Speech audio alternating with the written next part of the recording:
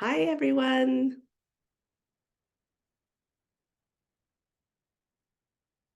I can see people coming online. Hello, how is everyone doing today? Fantastic.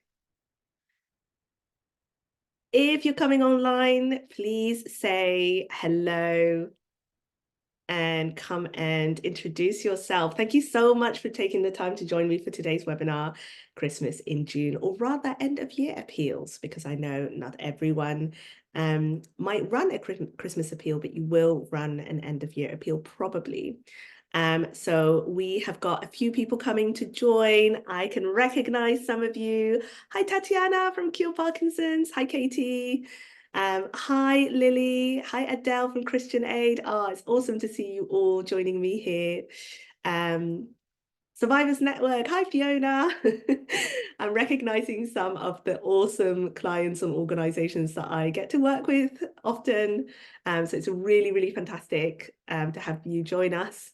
Hi, Becky. Come on, say hello if you're joining us. Introduce yourself and um, let me know where you're calling in from, which charity. Agatha, hi, Site Research UK. I've been working with them for a little while as well. It's really awesome to have you all join us.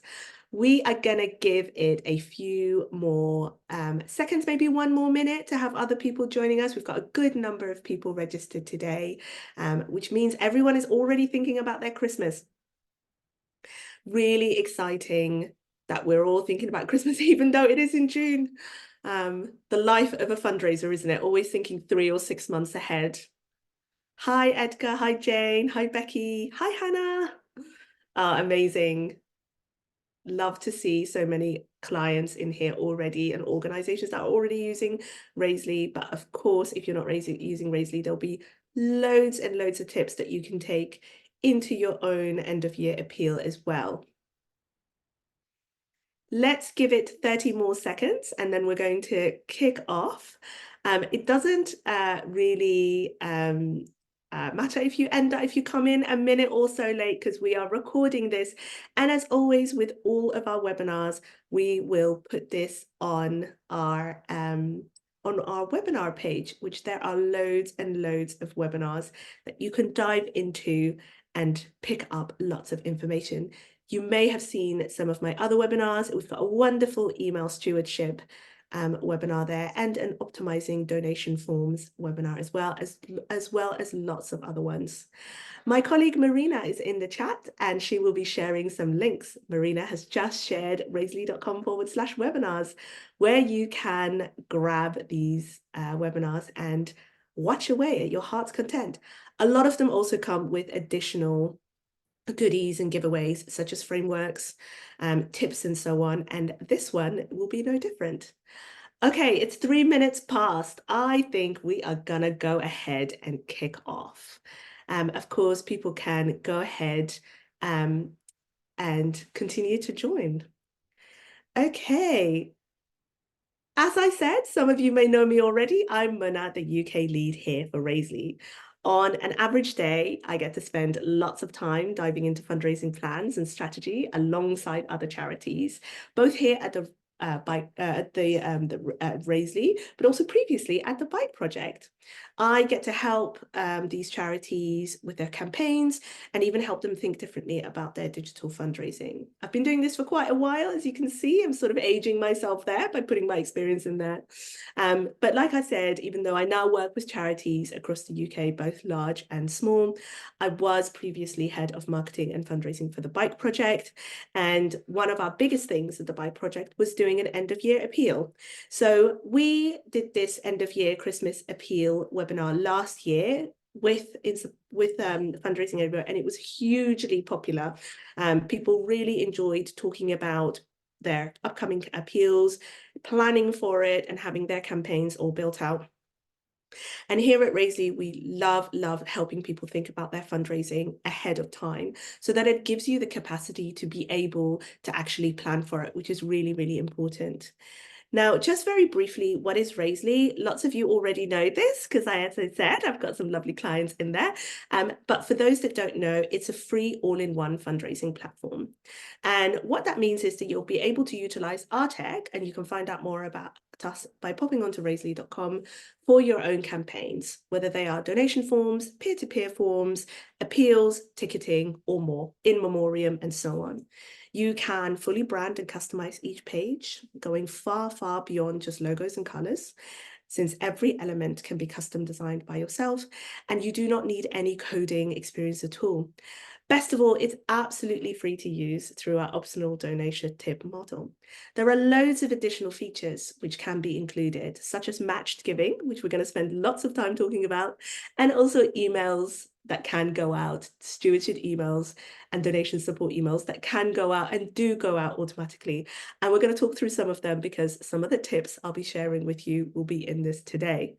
If you want to learn more about Raisely, please feel free to pop me a note or just to pop on at raisely.com. My email is muna@raisely.com. Nice and easy, and you can always get at me through that. We're trusted by charities across the UK and also across the globe, which feels pretty great. It's been wonderful working with the brands whose logos you see in front of you, and also some of the charities that are in the chat.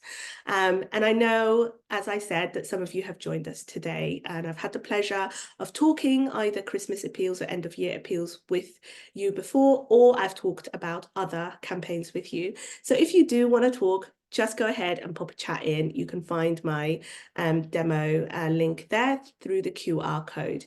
Don't worry though, this will be recorded, so you can always come back and watch this again.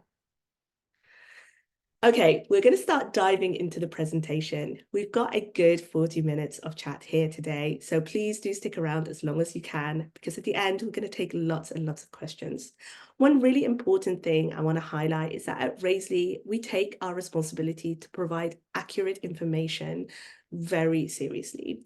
We always use our own analysis when we're presenting specific data, or we use analysis from trusted sources when talking about industry trends.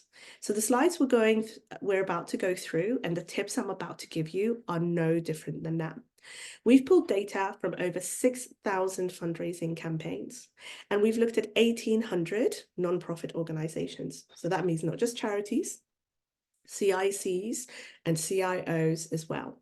We did control for organization size. I know that we've got charities on this chat here or on this webinar that are all sorts of different sizes. And I don't want you to think that we've just been looking at the largest charities. We've been looking at all charities and have controlled for organization size. The tips and data I'm going to give you today are relevant whatever size charity you are. And most importantly, they're relevant whether you've been running end of year appeals for a long time, whether you've only done it once or twice, or whether this is your very first one. It's really important here at Raisely that we believe in the numbers that we're presenting. So the tips and strategies I'm going to share with you today to help supercharge those appeals have been backed by the data that we're going to show you. Okay, now what am I doing talking about Christmas, right? Why am I talking about the end of year in June, even though it's not the hottest June we've ever had? Sadly, I'm in the Southwest. I don't know where you are. If you are enjoying the sunshine, please feel free to send some of it my way. But yeah, why am I talking about Christmas or the festive period or the end of the year in the warmest period of the year? Does seem a little bit early, doesn't it? Well, actually, no. Christmas or the end of the year appeal giving is the biggest giving period in the UK charitable calendar. Did you know that charities receive 30% of their income in December? And 12% of that comes in during the last 3 days of the year. So obviously in that period between Christmas and New Year, when none of us quite know what's happening anymore, all of our donors are feeling extra festive and extra generous, and they tend to donate as much as they possibly want to. This is, of course, across the sector, so it won't be relevant for each individual charity. But here in the UK, we do love to give to charities across those final few weeks in the year. And for many charities, this does tend to be the biggest appeal of their fundraising calendar. It certainly was for the Bike Project and other charities I now work with. So as a charity, it is really important to think about this fundraising time ahead of time. And that's why I always run this appeal webinar around sort of June, because it gives you the summer period to start thinking about it and really ramp up your planning in autumn. What's happening with the current charitable giving? So the dust has seemed to be settling, right, in the past year, although the dust may be being kicked up again now that we finally got a general election in the diary. Nonetheless, it's been a really turbulent few years. We've gone from a pandemic into a pretty tough cost of living crisis, and then that in turn has put more pressure on the charities themselves.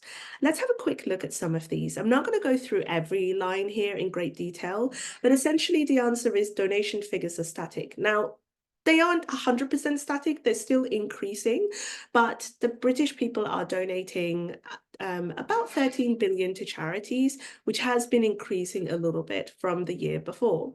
The increase in the amount donated is as a result of people giving more, but it hasn't been an increase in the number of people donating. So it's the same type of people who are giving over and over again. The cost of living is affecting us all. I know that inflation has slowed down in the last year, particularly in 2024, but in the last couple of years, more than 2/3 of people have indicated they would need to make cuts to their spending to help manage bills. And unfortunately, a large number of them, 17%, have said they're likely to cut their charitable donations. That doesn't mean that people still don't want to give, though. They are still giving, and it's up to us charities to make it as simple as possible and as attractive as possible for them to give to us. But it's not just finances that are affected. Charities are also feeling the brunt on their volunteering needs. So an average of 7% have only been reporting volunteering in the last few years. So it's a huge cut from pre-pandemic figures. In 2019, almost 10% of people were volunteering. So it's not just that the giving part of it is having pressure, it also means that our time in charities is becoming ever more stretched since we don't have the same volunteering numbers.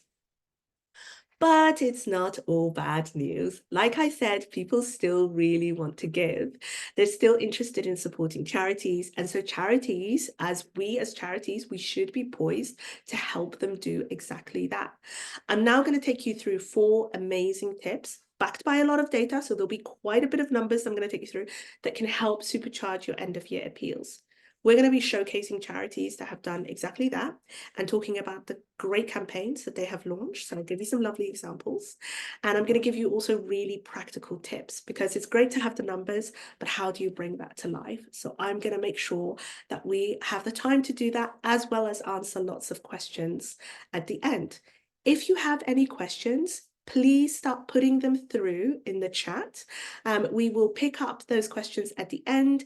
And for those questions we don't get to, we will make sure to come back to you as well. So feel free to ask any questions. I have a question for all of you now, though. Have any of you ever run an end of year appeal? If you have run it, what's been your biggest challenge? So what's been your biggest challenge in running an end of year appeal? Or what's been the biggest challenge that's meant you can't run an end of year appeal? Feel free to pop it into the chat because I really, really want to know, and I'll be able to come back to some of the challenges during the questions. Now, tip number 1. My favorite tip of all time is to leverage matched giving partnerships. I'd love to know from you if you've ever used this, but we'll come back to that in a moment.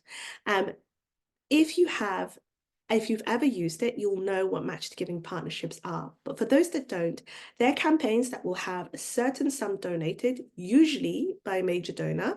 But I do have some ideas on how to find ways around that if you don't tend to have major donors as a charity. That amount that will be donated in the simplest and often most used form, charities will then be able to go out to donors and double the gift through match giving. So your major donor may give you £5,000 or more, and then you can use that to go out to all of your general fundraising public and say, if you donate, we'll be able to get this matched. It gives you a huge wealth of content that you will be able to use as a charity to get more donations in and to make donors feel as if their money will go so much further, which it really will. So let's dive into the numbers behind why matched giving is so important and how it can be really successful. Now, at Raisley, remember we looked at 1,800 different campaigns, and we looked at the campaigns that don't use matched giving first of all. They do still raise a respectable amount. On average, campaigns have raised £3,000, just over £3,000 an appeal. That's nothing to be sniffed at. It's really positive, and it does reflect what I was saying earlier. People still really want to give. But campaigns that use donation matching actually raise a lot more. We're looking at 4 times more here. The strategy involves partnering with a large donor, but like I said, maybe with a local business or a wealthy individual, or there are other ways around it, to match donations received from other donors. This is usually done during a key moment of your campaign. Sometimes it's from the beginning, quite often actually it's from the beginning, but it can also be effective as a push halfway through the campaign itself. This allows you to create a value or an impact for donors. So if I give now, my £10 will become 20, my £50 will become 100, and so on. But it doesn't have to double. It can quadruple, it can be matched at a certain percentage. And with Raisley, we've got match funding features, which can be set to the exact parameters that you need. So feel free if you want to talk about it. And the system will automatically reflect this on your campaign page. The median campaign that uses matching typically raises 4 times more than those that do not matching. What's really important on this slide is to remember the fact that these numbers actually do not include the matched amount. So that just over 3,000 and just over 12,000 is just the amount that the donors have given, not the matched funder. So it's actually really important to know that the impact is even greater. I'm seeing some things come through in the chat, and I've got a few people who said, for example, Becky from Mind, you've said that you've had success with match funding campaigns, such as the Big Give. I know that lots of people have probably used the Big Give before. Danny, you've said standing out in a busy market. This is a real big concern for lots of charities, but there are some tips that we can use to talk about it. Of course, it is a very big and busy market during Christmas. You're not just competing with other charities, but you're also competing with all of the shopping commercials and organizations and shops such as John Lewis. And then we've also got Lily Broadbent, who said low budget and staff capacity. Gosh, that's always one, isn't it? But what we can do is we can look at some of these tips, and I'll come back on how you can address some of your questions on some of your challenges by using some of these tips. I'll be really interested to know at this point, have any of you ever used matched giving before? And if you have, do you tend to go down the major donor route, or do you tend to use different types of matched giving? I'll explain why, but if you want to just tell me in the chat, it'll be really great to know how you're using matched giving at the moment, if you are. Now, using matched giving, as you can see from the numbers, it's really important to know that this actually can raise lots of money. Now, the numbers are not lying. It's a great tactic to employ, but the practical tips are that it's really important to think about securing matched giving donors 3 to 6 months before campaign launch. So it's not just about looking at your major donors. It's about researching your current supporter list. Has anyone given you well, or giving you a decent amount? Are they giving well to you? How often are they giving? Would they be open to doing a matched giving fund? Can you reach out to them? You can decide on an ask ahead of time. It doesn't mean that it has to be a very big ask.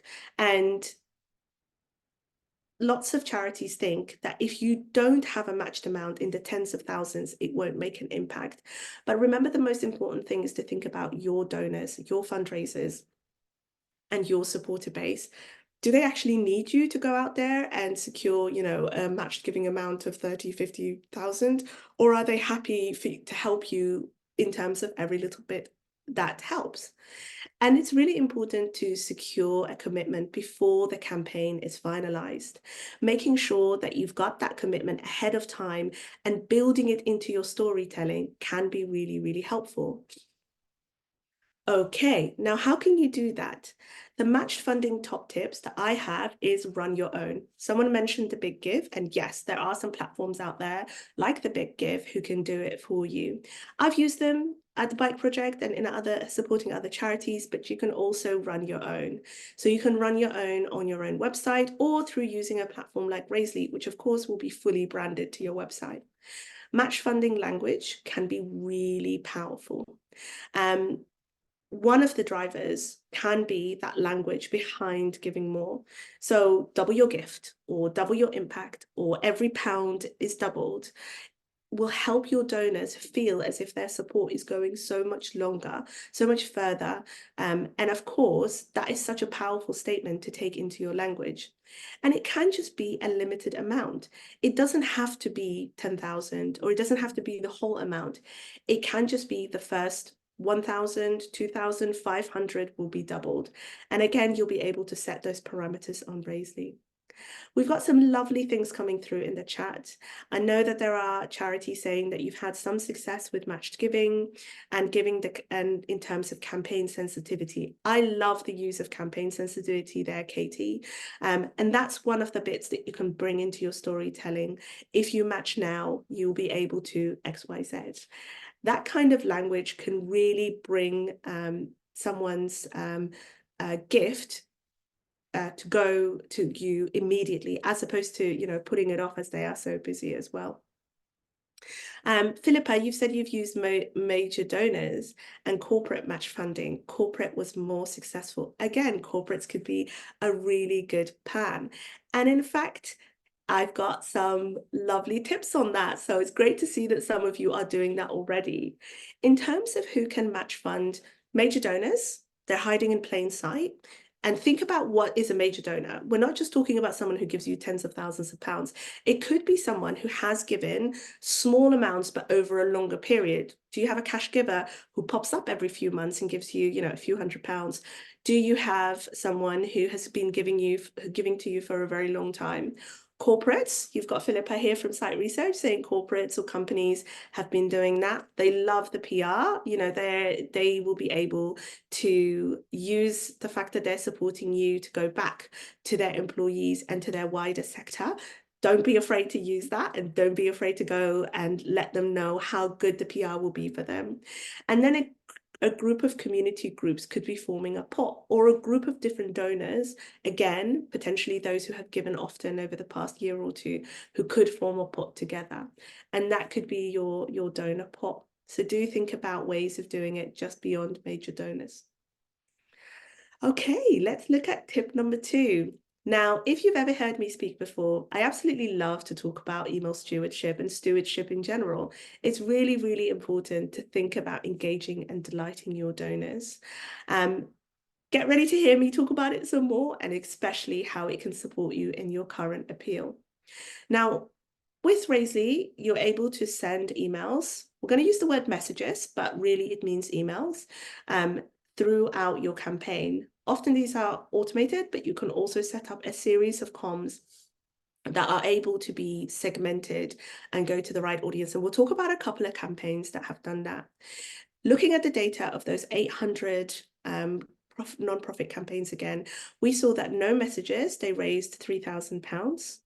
However, once you started bringing in sending messages, which is 1 to 10 messages over the course of the campaign, doubled the gift. This is dependent on the type of messaging and the content you have, but the data shows that having 1 to 10 messages beyond your usual donor thank you sent over the campaign can mean doubling your gift. And then even more can mean increasing your gift even more. It's really important to just pause for a moment and think about what this means. And we're going to go through some practical tips as well. Sending email stewardship as part of your appeal needs to be something that you think about right at the beginning. It's not just about sending that thank you, but it's also about making sure that you are updating donors along the way, that you are potentially even thinking about doing a pre-launch message. So getting ready to announce your appeal that is coming or will shortly be coming. And then it's about fulfilling the basics as well. If someone gets a thank you email, but doesn't then know what has happened with the appeal or how the appeal is going, they're unlikely to donate again, and some people will donate again. Or they are unlikely to come back if they have not donated that first time. And they're also very unlikely to become advocates for you, because it's really important to use our current supporters and donors to become advocates for us. And we want to be able to push them to send it out to their friends and family and say, look, this is a great charity I'm supporting, you should support it as well. And of course, during Christmas, it's the perfect time.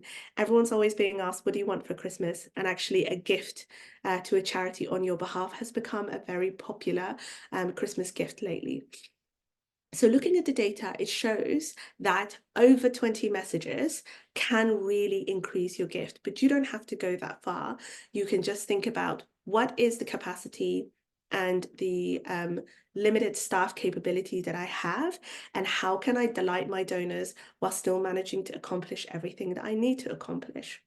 Let's look at some practical tips. So at the minimum, you want to send that thank you. We already know as soon as someone donates, you want to send the thank you. And at the very minimum, you want to send updates throughout the campaign. I've worked with charities over the last couple of years, and it's always been really important to do a mid-campaign update. This is a great time to make the ask again. A really interesting way of doing that would be, thank you very much for donating. Halfway through the campaign, you could say, X amount of you have supported us and we have raised X, but we need X more to support you, to support us, so that we can do X, Y, Z. That extra little push will go out and will remind those who may have read your message before, but got distracted or thought I'll donate later, that they need to get involved because it's happening.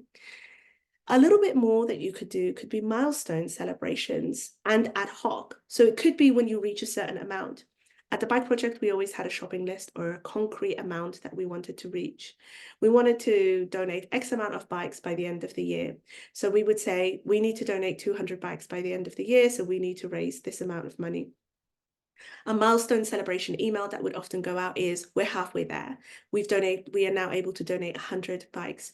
Are you able to come ahead to support us to get to 200?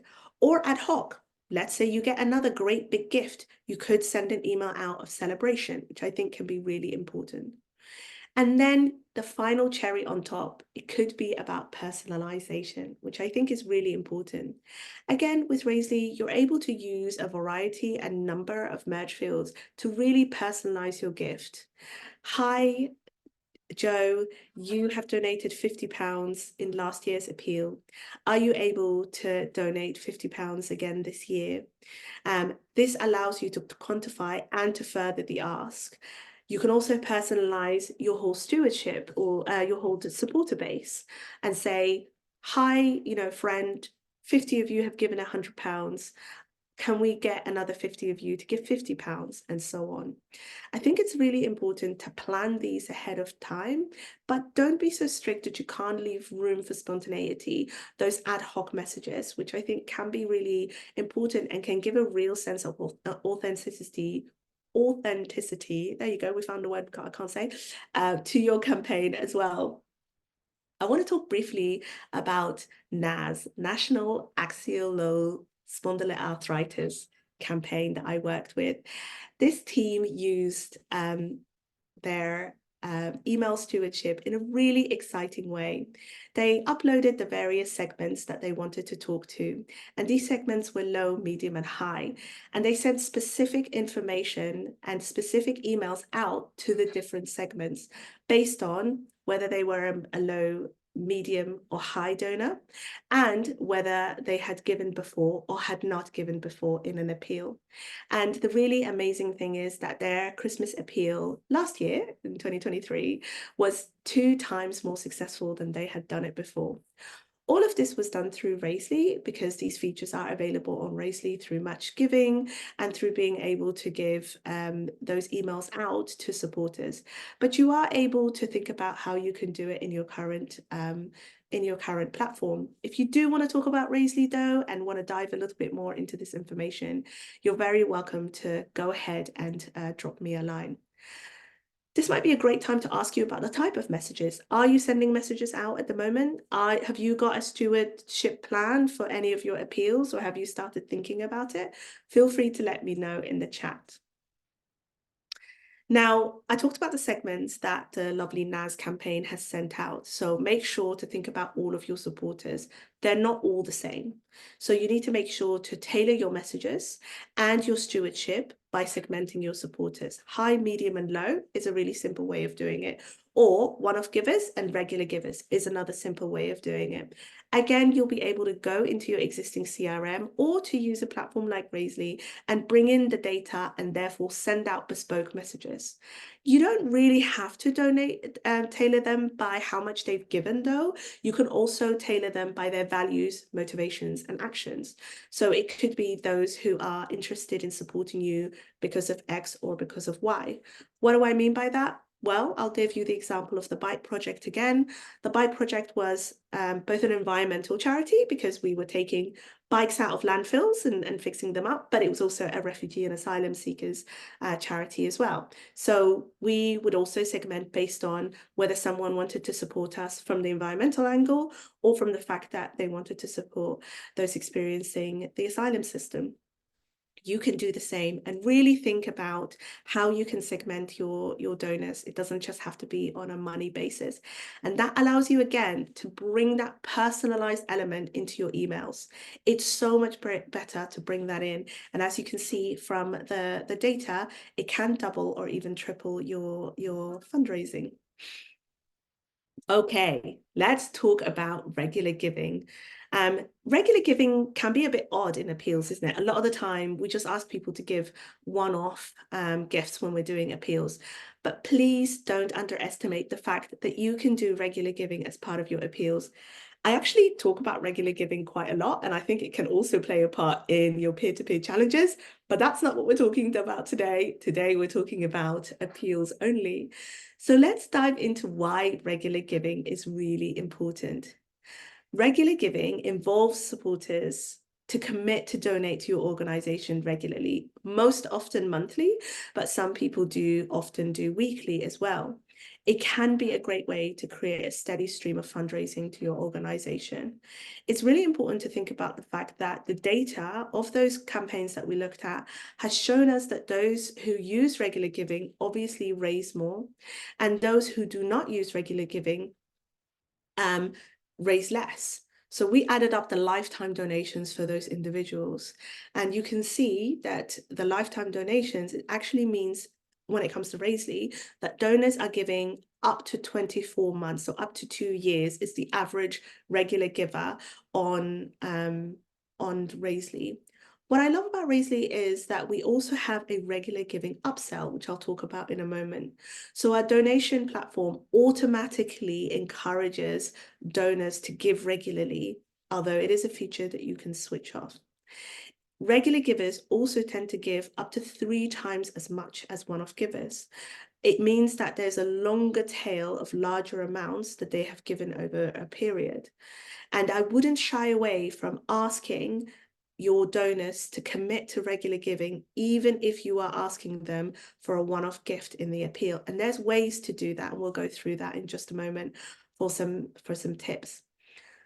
Maybe actually this year you want to consider running an appeal dedicated just to regular giving and see how that works out, if that is something you would be interested in testing. But the data shows that if you invite them to give more, they will. So don't be scared of making the ask boldly, and they are likely to give for a longer period. Regular giver, as I said, generally they participate for 24 months. So it's 2 years that they do. We do have direct debit availability, and I do always recommend that you think about utilizing direct debit, but don't shy away from the fact that recurring card giving is also really important.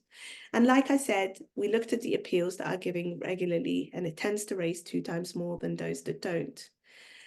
How does this actually look? Let's have a look at a campaign here that Epilepsy Action ran. So if you look at this donation form, you can see that there are 2 different giving amounts options. There is a one-off and there is a monthly. And the way our regular giving upsell works is that donors are encouraged with a little nudge to give monthly. And then the second screen will be another nudge if they choose one-off. If they choose a one-off, they'll get another nudge that says, can you afford to give regularly? These two nudges together have seen a 48% increase in regular giving for charities with no impact on conversion for one-off gifts. We have a wonderful webinar that dives into more details on this on our webinar page, so please do check it out. But consider implementing regular giving in your appeals this year. Don't shy away from asking your donors to support you, because they've always got the choice. They can stick to the one-off gift. You're not forcing them to give to you monthly. You're just giving them the opportunity to support you monthly if that's what you want. Marina is sharing a wonderful link into more insights on regular giving from our head of data, so feel free to go ahead and read that article. Now, making sure that you can define your audiences and segments again. So traditionally, like I said, there's only one ask, but you want to look at the data and test. Are you getting lots of regular givers this year? Have your regular givers decreased? What's your data telling you, and how can you bring it in? Go back to last year's appeal. It doesn't just have to be Christmas. It could be any appeal that you've run. So you need to make sure to go back and go, actually, we've got lots of regular givers last time. Why aren't we pushing it? If you are doing regular giving, just remember the fact that the ask, the impact, and the stewardship will all need adjusting, and bring that language in. Could you commit to supporting us over this period? Could you commit to, helping us help X amount of people? Again, the language we would use at the Bike Project would be, could you commit to, helping us give one refugee a year, which we had a shopping list for, was £100 at the time, a bike. So we'd be asking for someone to give us £100 over the course. And if you currently have lots of regular givers, you can consider an upgrade appeal. So you can ask your regular givers whether they could give a little bit more. Could they increase their gift? Maybe it's an appeal all about focusing on increasing their gift across multiple gifts over the year. So maybe give us £1 extra, maybe give us £2.50 extra. It doesn't have to be a big ask, but just remember, use the data to justify what you are asking. Our final tip of the day is making the ask really boldly. And I love doing this because I can see other charities doing this as well. And it's worked really well. It was something that I was very scared of doing the first time I did it, and it actually worked really well. So let's dive into what I mean by that. What you want to do is you want to ask for a decent amount. And of course, you want to justify it, but you want to make sure that your platform is giving you the opportunity to ask an amount that isn't too small. At charities, we often tend to be a little bit worried.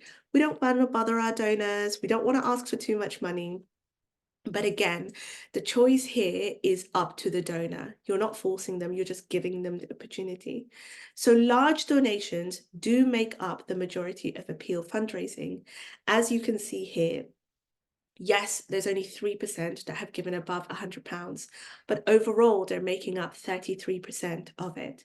And 43% gave, £20 to £100, and that is making up quite a lot of the percentage of fundraising. So even though only 43% of transactions gave over £100, it was making up a third of fundraising, which is showing that if you have the opportunity to make a bold ask, while still giving options, you will be able to allow donors to give to you in the way that they want to give to you.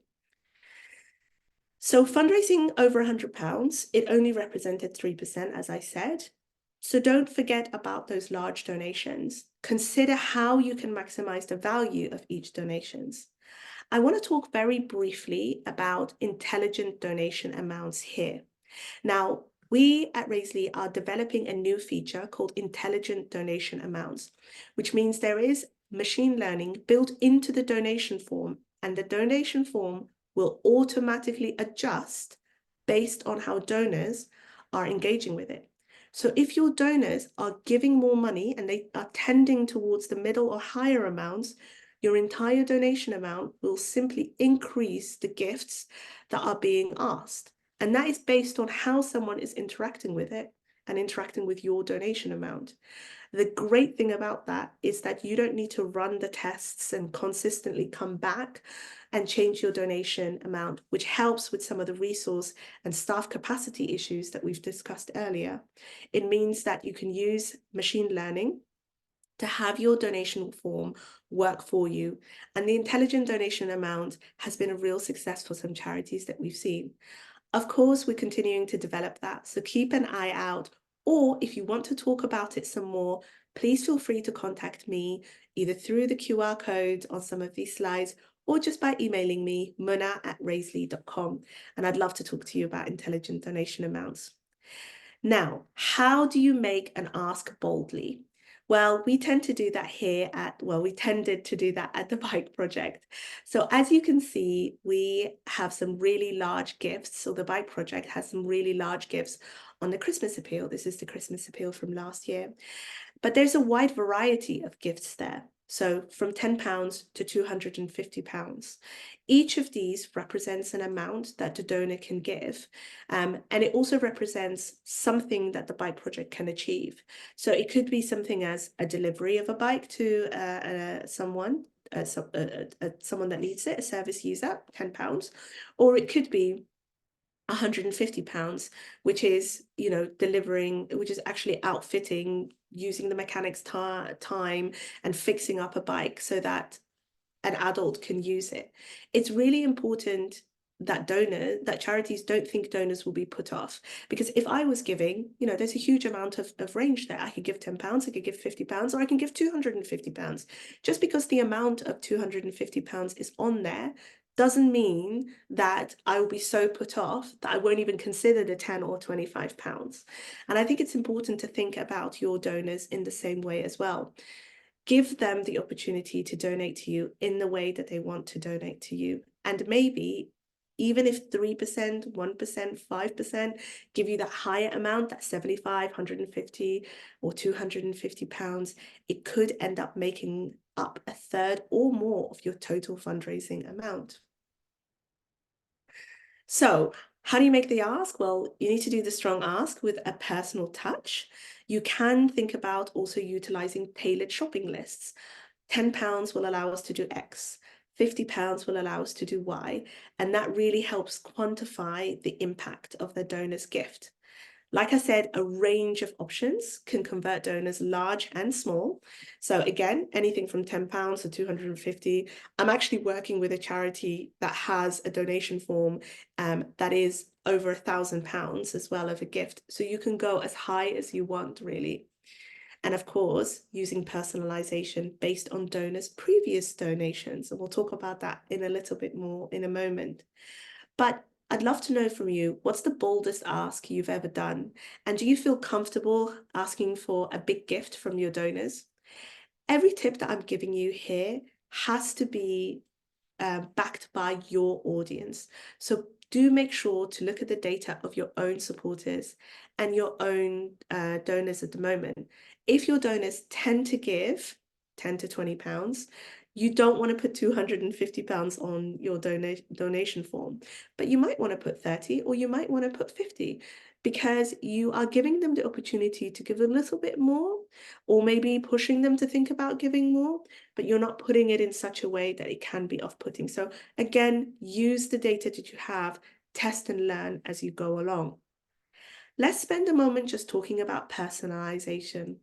Again, something that I absolutely love to talk about, and which I've talked about with so many charities, is all about pearls, personalized URLs.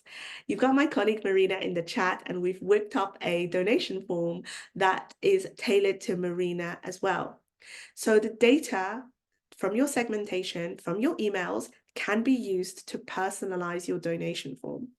If you are sending out those emails, like tip number 2 that we talked about, leveraging the tailored communication, you can send out an email that goes out to, if I use myself as an example, it goes out to Muna. Muna gave £50 in last year's winter appeal. So you can send out an email that says, "Hi Muna, thank you for your gift of £50 in last year's appeal. Are you able to give again? Donate now button." That donate now button can have a URL built in where if Muna or myself clicks on that, it takes that person to a donation form that is set up for them. It can have their name and it can have pre-filled donation amounts and pre-filled information such as their name or their email address. In addition, you're able to bring in as many custom fields as you like. So you can ask them any type of questions, from GDPR to whether this is the first time they're supporting you, to how they've heard of you. It's all simply done with merge fields. It's honestly the same as you would have done using merge fields on direct mail. That's how you send direct mail. But you can do this with emails, and you can do it with Raisely. It's not an additional feature that you pay for. It's built into your Raisely Pro subscription. So if you do have emails through Raisely, you've got the capacity to do that. And our team is here to help you. So again, if you want to talk about that a little bit more, you're able to go ahead and send me an email. And I would love to talk to you about this, because I try and get everyone who's running an appeal to do this and to really think about personalizing those emails. Even if you don't have a huge database, you probably will know their name and potentially what the last gift is that they gave you. And that's all you need to personalize an email. Okay, let's have a bit of a think about some of the top tips. So matched giving. I know that we've had some notes through saying that some people don't use matched giving, but I do know that other people do use it. So you can go ahead and you can bring this in. You can invite the donors to give regularly. Consider running a regular giving appeal. I love the idea of running a regular giving appeal, and I would love to help you do it if that's something you're interested in. Think about the fact that using those regular giving raises 2 times more. And this also allows you to have people that you can communicate with throughout the year. So don't just think about getting them their donation in. It's also about, are you building that relationship with them as time is going on? And email traffic is the most qualified source. You know that those people are engaged with you. They've gone ahead and signed up with you. And Raisely Messages, or our email, is a really great tool to drive this traffic. So again, if you want to talk email, reach out to me. And a matched giving does raise 3.2, almost 4 times as much as campaigns that don't. So do definitely consider that matched giving. And don't just think about major donors. Think about who else do you have in your pocket that can support you. Now, I did say that we are going to give you some goodies. So in a moment, in today, either today or tomorrow, you will get a follow-up email. And we're going to help you download an end of year appeal framework. So there'll be a whole appeal framework that you can see, that you can use, which will give you step-by-step ways of working through how to set up your own appeal and how to go live very quickly.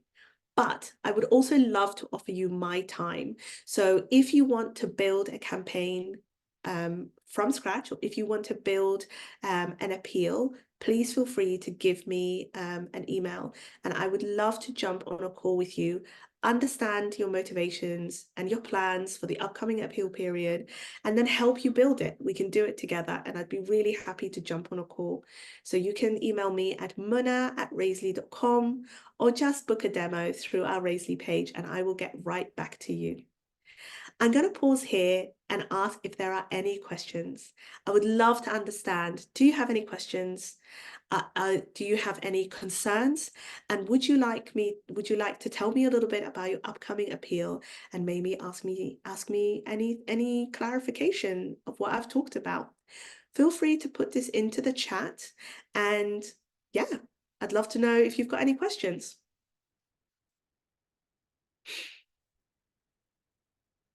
I'm going to go back. While there are some people maybe thinking about putting some questions in, I am going to go back and have a look at some of the comments.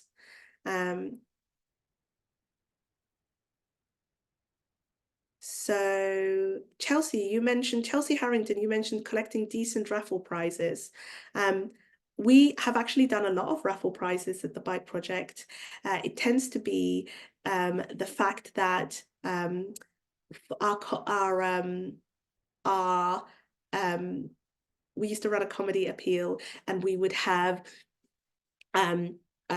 raffle prizes as well. And honestly, what we would do is we would just contact brands, even if these are brands that we've never really that have never really supported us.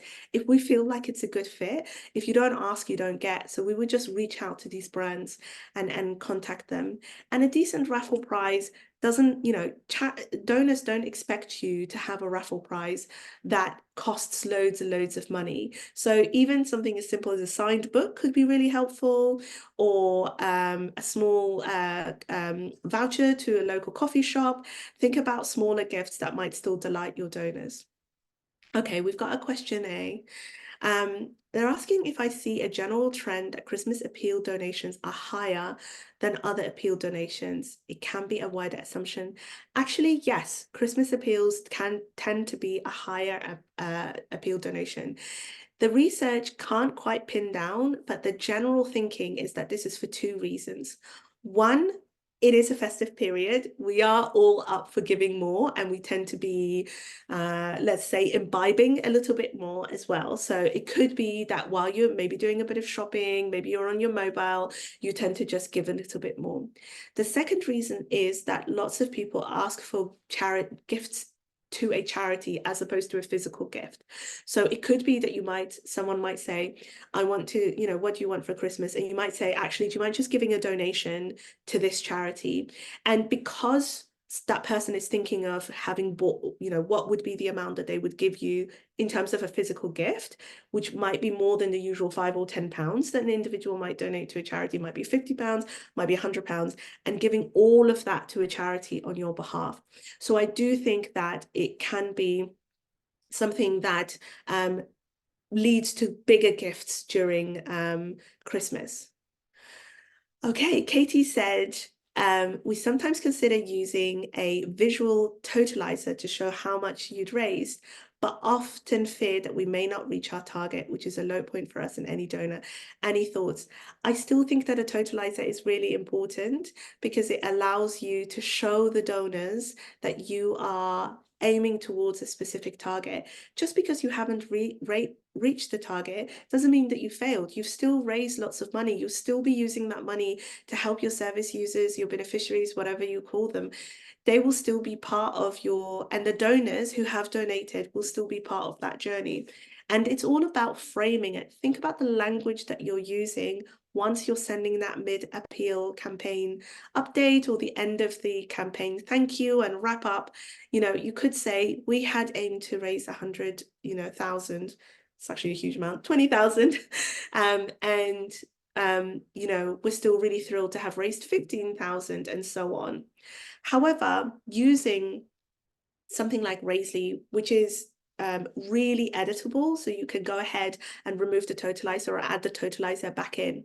There's also other ways that you can bring in, the number of donors other than a totalizer. So we also have a donation stream that goes across the bottom of the page or wherever you really want to put it. So it still looks as if lots of people are donating, but it maybe doesn't update, the total. So it makes you feel a little bit as if you aren't quite meeting the target. But I really, really would not consider this off-putting to the donors. I know it's gutting when we aim to reach a certain amount and we can't, but I really do think that it's important to just think about those donors that have donated to you are not going to go, oh, you failed. No, they're going to go, oh, I'm so happy that I contributed a little bit. So think about the way you're thanking people as you go. Okay, Laura, you've asked, where appeal donations are restricted to a particular project, would you still recommend offering a regular giving option? Absolutely. Yeah, absolutely. I would offer a regular giving option. Those donors who are going to support you for that particular project may want to support you for that project ongoing. And that doesn't mean that, once that project is done, that they won't be interested in thinking about supporting you for another project with their regular giving. At the end of the day, I keep using the word opportunity because we have to consider the fact that just because we put regular giving on that donation form doesn't mean that we are forcing the donors to give regularly to us. They could just decide that for them, it's not the most important thing to give regularly at the moment. But there are others who may decide to support you regularly towards a particular project, even if it is restricted. So I would definitely recommend that you still give regular giving a go, because the worst thing that will happen is they just won't do it if they don't want to. Monica, you've asked, how can we know more about intelligent donation amounts? Send me an email. My email is muna@raisley.com, MUNA@raisley.com. Intelligent donation amounts have essentially got machine learning built into the back of it. I hesitate to use the word AI, but it is a form of AI. Machine learning has been around for a long time. It's just been packaged up into this buzzword AI recently. So I think it's really important to think about using interesting ways to get that intelligent donation amounts like updated, and having that donation form subtly adjust, because it helps you also realize maybe people are giving more, maybe people are giving less, but it means that you are using your donation form to also gather data as well as donations, and you can really get people to give to you as well, which is fantastic. Monica, yes, you can get the recording. Absolutely. We'll be sending around a link to the recording and the slides once they are uploaded onto our website. So do look out for that email that's going to come your way in the next few days. Daniel, you've said that you're a very small charity, which is 99% voluntary. Daniel, you are in great company. The vast majority of charities and non-profit organizations in the UK are very, very small, so please don't think that you're not. In terms of cost-effective and free options do people use to advertise and share their Christmas appeal to get more donors, I think that it's really important to consider the existing donor email list that you have at the moment. So you are saying that you've got very few people on your donor email list, but you still have some people. Each person has a network of individuals that they are connected with. Could be their family, could be their friend, could be their colleagues, could be their co-workers. So think of each of them as your mini social media platform. Encourage them to share your content, encourage them to invite a friend, encourage them to click on a button, give them social media, images that they can use in their social media. Ask them if they would like to send it out to their company or to their co-workers and so on. And also ask them if their company would be up for sponsoring you or using you as a charity they want to sponsor this Christmas. Lots and lots of companies and corporates do that. And they don't have to be the big ones either. It could be just a local small company or corporate that wants to do something right for them. So don't underestimate the power of your very small list. It can still be really, really powerful. Think of your small list, as I said, each person as their own little maven or their social media, I guess, kind of powerhouse. Love the network mini social media. Oh, awesome. Thanks so much, Daniel. I'm really glad that you loved it. Well, we're coming up to 1 p.m. We've only got a couple of minutes left. So I think this is a great time for me to thank you all again for spending some time with me. Please, please, if you have any questions, feel free to email us at Raisley, muna@raisley.com, or just go on raisley.com and check out all of the lovely information that we share and some of the awesome links that Marina has been sharing in the chat today as well. As I said, we're here to help try and bring your campaign to life. So look out for that email where you can download your end of year appeal framework. And if you want to, please join me for a campaign building call. I would love to talk to you about how you can bring your campaign to life. Thank you all so much. Oh, thank you, Liz and Agatha and Kajal. Hey, Kajal, didn't realize you were here. Thank you so much for joining us. And I'm so excited to work with so many of you. So really appreciate your time. Please feel free to look out and watch this webinar again. Take care, everyone.